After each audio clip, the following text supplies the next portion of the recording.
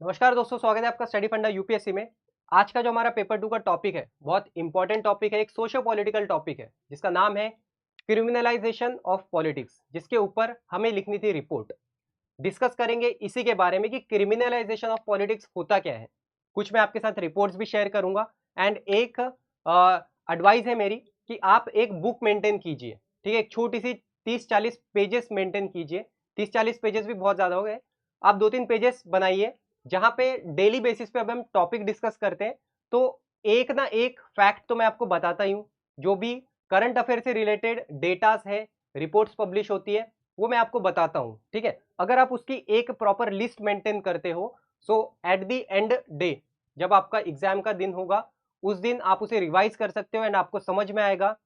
क्योंकि अब इतनी हमारी प्रैक्टिस भी हो जाएगी। ठीक है, ऑलमोस्ट हमारा आज 23वां टॉपिक है। ठीक है, ऐसे हमारे 60 प्लस टॉपिक हो जाएंगे एग्जाम डे तक। सो आप आपको एक आइडिया लग जाएगा। ठीक है, कंसिस्टेंटली अगर आप लिखते हो तो आपको पता चल जाएगा कि हमें कौन से रिपोर्ट को किस टॉपिक के अंदर किस तरीके से यूज कर सकते हैं। ठीक है, तो आपको एक बुक मेंटेन करनी है जहां पे आप सारे फैक्चुअल डेटा लिखेंगे। आएंगे हम टॉपिक के ऊपर कि पहली चीज तो क्रिमिनलाइजेशन ऑफ पॉलिटिक्स होता क्या है। क्रिमिनलाइजेशन नाम से तो हमें समझ में आ जाता है। इसका आसान शब्दों में मीनिंग ये होता है कि कोई भी क्रिमिनल या कोई भी इंडिविजुअल, अगर उसके ऊपर कोई भी क्रिमिनल चार्जेस है एंड कल को चल के वो हमारे पॉलिटिकल सिस्टम का हिस्सा बन जाता है, इलेक्शन के थ्रू हो सकता है ना। सो एट द एंड वो कहाँ पे आएगा, पार्लियामेंट में आएगा या लेजिस्लेचर का हिस्सा बनेगा एंड अल्टीमेटली वो बनता है हमारे लॉ मेकिंग बॉडी का हिस्सा। और इसी से क्या होता है, इसी से जो हमारा टेम्पल ऑफ डेमोक्रेसी है, पार्लियामेंट है, लेजिस्लेचर है, ये होता है करप्ट। इसी को कहा जाता है criminalisation of politics.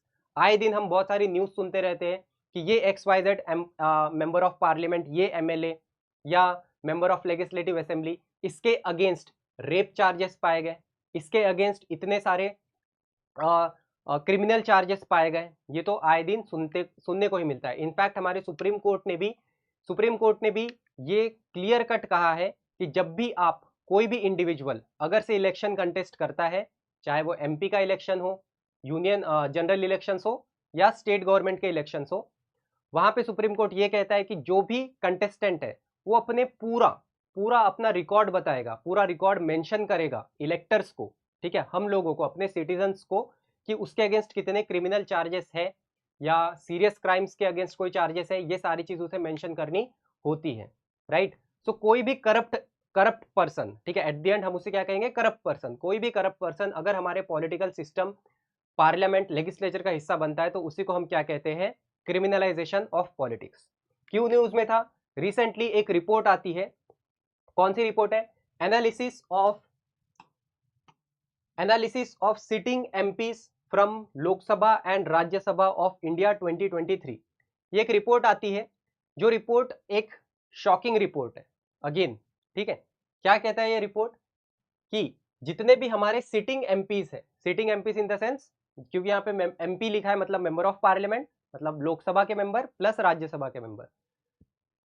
So sitting MPs with criminal cases 40% of the 763 sitting MPs. ठीक है, लोकसभा राज्यसभा दोनों के सिटिंग मेंबर को मिला के उनमें से 40% कैंडिडेट्स, 40% कैंडिडेट्स ऐसे हैं या मेंबर ऑफ पार्लियामेंट ऐसे हैं जिन्होंने डिक्लेयर किया है कि उनके अगेंस्ट कुछ ना कुछ क्रिमिनल केसेस फाइल्ड है। ये तो उन्होंने खुद ने डिक्लेयर किया है। ठीक है, आफ्टर दैट और क्या बताता है, sitting MPs with serious criminal cases. ये था नॉर्मल क्रिमिनल केसेस, देन आता है सीरियस क्रिमिनल केसेस, जिसमें आ जाता है मर्डर, जिसमें आ जाता है रेप, ये सारी चीज आती है। So out of all the sitting MPs, total sitting MPs में से 25% ऐसे हैं जिन्होंने ये डिक्लेयर किया है कि उनके against serious criminal cases filed है, जिसमें क्या क्या इंक्लूड होता है, murder, attempt to murder, kidnapping, crime against women, etcetera. Later on और क्या बताता है हमें ये रिपोर्ट, states with highest percent of sitting MPs with criminal cases. Member of parliament के जो भी मेंबर्स है, जितने भी मेंबर ऑफ पार्लियामेंट है, स्टेट वाइज अगर हम देखते हैं तो सबसे ज्यादा क्रिमिनल केसेस किसके अगेंस्ट है, केरला के जितने भी हमारे सिटिंग एमपीज है, ऑलमोस्ट 79% मेंबर्स के ऊपर क्रिमिनल केसेस फाइल्ड है।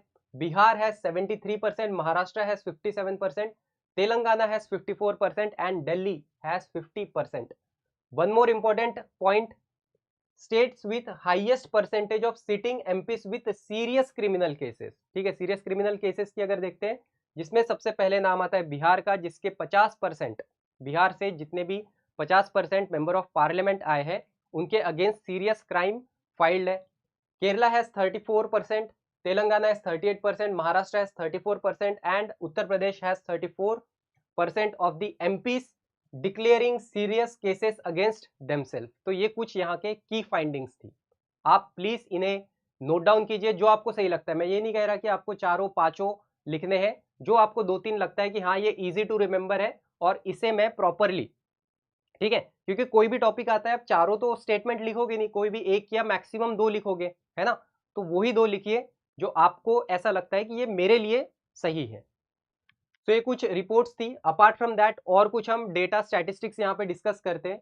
सो according to the data from association for democratic reform, ठीक है, एडीआर का डेटा हमें ये बताता है the number of candidates with criminal charges being elected to parliament in India has been on the rise since 2004।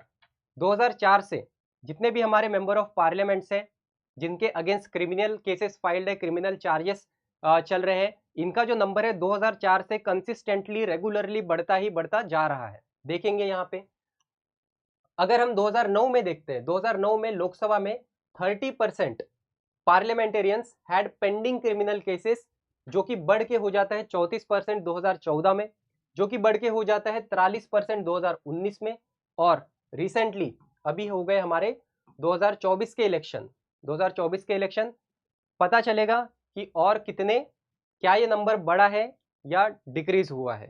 Okay, तो आप देखोगे कि 2014 से कंसिस्टेंटली नंबर कैसे बढ़ रहे हैं, ठीक है, लोगों के ऊपर जिनके अगेंस्ट क्रिमिनल केसेस फाइल्ड है, उनका रिप्रेजेंटेशन, ऐसे लोगों का रिप्रेजेंटेशन बढ़ता जा रहा है, और वही जिनकी क्लीन इमेज है, जिनकी क्लीन इमेज है, इसे तो यही पता चलेगा ना अगर से 43% मेंबर्स के अगेंस्ट क्रिमिनल केसेस फाइल्ड है, सो फॉर श्योर जो रिमेनिंग है वो तो क्लीन इमेज वाले थे। तो कहीं ना कहीं क्लीन इमेज के जो इलेक्टर्स है, कंटेस्टेंट्स है, उनकी नंबर्स कम हो रहे हैं, और जो क्रिमिनल केसेस वाले कंटेस्टेंट है उनके नंबर बढ़ रहे हैं। तो अगेन ये हमें ये भी दिखाता है, ठीक है, ये बस ये नहीं दिखाता है कि हमारा पॉलिटिकल सिस्टम ऐसा है, हम ये ब्लेम नहीं कर सकते कि पार्लियामेंट अलाउ ही क्यों करता है।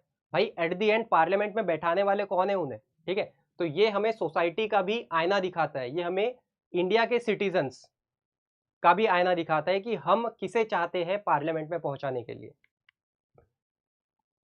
So let's discuss the report on the criminalisation of politics. तो फॉर्मेट हम सभी को पता है, नाम हमें कहीं भी यूज नहीं करना है, यूपीएससी स्ट्रिक्ट मना करता है कि कोई भी नाम आप यूज नहीं करोगे। तो यहाँ पे हमने सिंपली XYZ लिख दिया है, स्पेशल करस्पॉन्डेंट न्यू दिल्ली 6 जून 2024, राइट। अब यहाँ पे मैंने तीन तरीके से इंट्रोडक्शन दिया है, ठीक है। So this is intro number 1, ये हो गया इंट्रो सेकेंड, ये हो गया इंट्रो 3। तीनों जो इंट्रोडक्शन है वो तीनों एक्सेप्टेबल होते हो, आप कैसे भी लिख सकते हो। एक जो मिथ है जिसके ऊपर मैं हमेशा बात करता हूँ, एंड इनफैक्ट स्टूडेंट्स का भी बहुत सारा डाउट ये होता है, क्वेश्चन आता है, कॉमन क्वेश्चन है, जनरल सी बात है कि सर हमें तो बहुत सारी न्यूज ऐसी होगी जो अगर हमें पता ना हो और उसके ऊपर रिपोर्ट लिखने को आ जाए तब क्या करें। ऊपर से रिपोर्ट जो है वो कंपलसरी है, आपको वहां पे चॉइसेस नहीं है। तो इस केस में आप एक जनरल सेंस में लिखिए, ठीक है, कि इन जनरल अगर ऐसा कुछ होता है तो आपका अप्रोच क्या होगा। ओके, सो वहां पे आपको फैक्ट्स लिखने की जरूरत नहीं है, ठीक है। सो फॉर एग्जाम्पल अगर इसी केस में अगर मुझे नहीं पता है कि यार कितना परसेंट ऑफ क्रिमिनल केसेस है एमपीस के अगेंस्ट, तो मैं वहां पे कुछ परसेंट की बात ही नहीं करूंगा, बट एक जनरल सेंस में तो बात हम कर सकते हैं। तो इसी के बेसिस पे मैंने यहाँ पे तीन इंट्रोडक्शन लिखे हैं। जैसे कि आए दिन हम सुनते रहते हैं कि ये जो XYZ एमपी एमएलए है, फलाना एमपी है, इसके अगेंस्ट रेप केसेस चल रहे हैं, इसके अगेंस्ट इतने सारे मर्डर चार्जेस चल रहे हैं, ठीक है। तो उस तरीके से इनफैक्ट कुछ अगर आपको सुप्रीम कोर्ट की जजमेंट पता है रिलेटेड की जो भी कंटेस्टेंट होगा उसकी पूरी इंफॉर्मेशन आप सिटीजन्स को डिस्क्लोज करोगे या इलेक्शन कमीशन ऑफ इंडिया को डिस्क्लोज करोगे, तो आप उस तरीके से स्टार्ट कर सकते हो। और अगर ये भी नहीं तो हम एक तीसरा अप्रोच भी देखेंगे। तो जो हमने फर्स्ट इंट्रोडक्शन दिया है, ठीक है, अगेन न्यूज से रिलेटेड है और एक जनरल सी चीज है। Recently, there had been cases of alleged sexual harassment of women on various MP, MLA, and government employees. Sheds light on the concerning aspect of criminalization of politics. So simply हमने इस तरीके से start किया है। Second अगर introduction देखें तो हमने एक सुप्रीम कोर्ट का जो भी जजमेंट था, जजमेंट नहीं है वैसे, सुप्रीम कोर्ट ने एक ऑर्डर दिया था, ठीक है, उस बेसिस पे हमने स्टार्ट किया है। So Supreme Court of India had made it mandatory for political parties to widely publicise the details of criminal cases pending against their candidate in order to bring transparency for the electors. इस तरीके से start किया है, ठीक है। तीसरा हमने क्या लिखा है कि रिसेंटली जो मैंने आपको बताया ना पिछले स्लाइड में, एडीआर, ठीक है, वो भी रिपोर्ट अपनी सबमिट करती है उसके accordingly. So in a recent report submitted to the supreme court it was revealed that candidate with criminal background, उन कैंडिडेट्स का जिनका क्रिमिनल बैकग्राउंड होता है, वो ज्यादा नंबर ऑफ सीट्स जीते हैं 17th लोकसभा में as compared to those with have the clean record. जिनका क्लीन रिकॉर्ड है उनके कंपैरिजन में देखें तो क्रिमिनल बैकग्राउंड वाले लोगों को ज्यादा हमने इलेक्ट किया है। तो ये तो यही अगर ट्रेंड वाइज देखा जाए, ठीक है, तो ये बताता है कि भाई criminal background it is like eligibility, ठीक है, ये तो एक एलिजिबिलिटी होगा कि आप इनसे तो कम से कम आगे रहोगे, क्लीन रिकॉर्ड वालों से आगे रहोगे। तो तीन में से आप कोई भी एक अपने अकॉर्डिंगली आप यहाँ पे चेक कीजिए कि किस तरीके से आपका स्टार्ट हो सकता है, या तो फिर आप इससे सीखोगे कि अगर से इनकेस मुझे कोई डेटा, कोई जजमेंट, कोई ऑर्डर नहीं पता है तो मुझे किस तरीके से स्टार्ट करना है। तो यहाँ से हमारा मेन बॉडी स्टार्ट होगा इसका। सो अब यहाँ पे तो रिपोर्ट है तो कुछ तो आपको ऐड करना ही पड़ेगा। The association of democratic reform ADR stated in its report that 40% of the 763 sitting members of parliament have declared criminal cases against themselves. The roots of this issue can be traced back to the nexus between politicians and criminals, which is often formed for mutual benefits. तो मैंने यहाँ पे देखो जो report मैंने आपको बताई है, ठीक है, वहां वो मैंने सिर्फ पहले 2 लाइन में यूज किया है कि 40% जो है हमारे सिटिंग एमपीज उनके अगेंस्ट क्रिमिनल केसेस फाइल्ड है। देन क्यों होता है, इसका रूट कॉज क्या है, जो नेक्सस चलता है पॉलिटिशियंस और क्रिमिनल्स के बीच में, क्या होता है, क्रिमिनल्स कहीं ना कहीं फंडिंग प्रोवाइड करता है, पॉलिटिशियंस कहीं ना कहीं उन्हें जेल से बाहर निकालने में, ठीक है, या उनका धंधा स्मूथली चलाने में काम करता है। तो ये दोनों का म्यूचुअल बेनिफिट है। Politicians seeks the financial resources, वही हमने लिखा है, पॉलिटिशियंस को फाइनेंशियल रिसोर्सेज चाहिए, muscle power that criminal possesses, in return वो क्रिमिनल्स का मसल पावर यूज करता है। while criminal seeks political patronage and protection, a report by NCRB की भी एक रिपोर्ट ये हमें बताती है that the conviction rate है for the crimes committed by members of parliament and state legislative assembly is only 6% in 2019, ठीक है, 2019 में जो भी हमारे मेंबर ऑफ पार्लियामेंट रहे, member of state legislative assembly रहे, उनके अगेंस्ट जो कन्विक्शन रेट है वो कितना है, सिर्फ 6% रहा है, right. So at the end the impact of this issue is far reaching, it not only erodes the public trust in political system but also hampers the effective functioning of our democracy. The presence of criminals in politics also lead to policy distortion and propagation of culture of violence and corruption. Sources ADR and PIB को आप अपना एक permanent source रख सकते हो, दो it is not compulsory कि source आपको लिखना ही लिखना है, बट जो ट्रेंड चलते आ रहा है, ठीक है, इनफैक्ट क्योंकि टॉपर से हम सुनते आते हैं कि सोर्स लिख दो, तो सोर्स लिखने में कुछ बुराई नहीं है। Okay, so that is all in this report.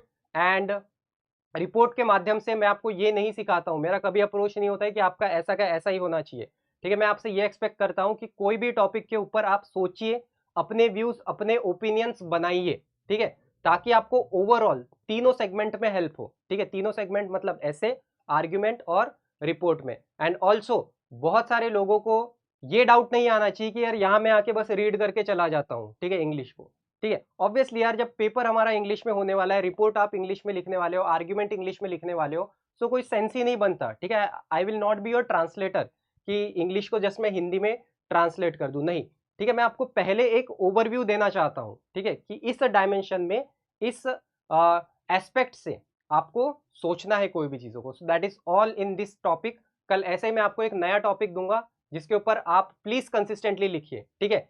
आप अगर जो भी स्टूडेंट्स खुद को पता होगा, जो डेली आंसर राइटिंग करता है टॉपिक के अकॉर्डिंगली, कि हाँ यार कि डेली लिखने से एक सेल्फ इम्प्रोवाइजेशन जो आता है वो आपने फील किया होगा। So have a good day, जय हिंद।